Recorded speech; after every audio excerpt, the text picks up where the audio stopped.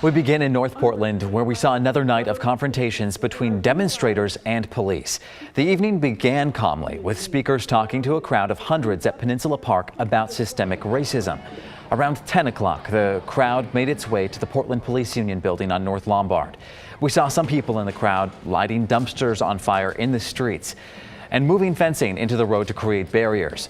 Now, while most people stayed in the street, a small group focused on the building itself. They were able to break a hole in the door and start that fire you see there inside. Police then declared a riot and used less lethal munitions to clear people out of the area.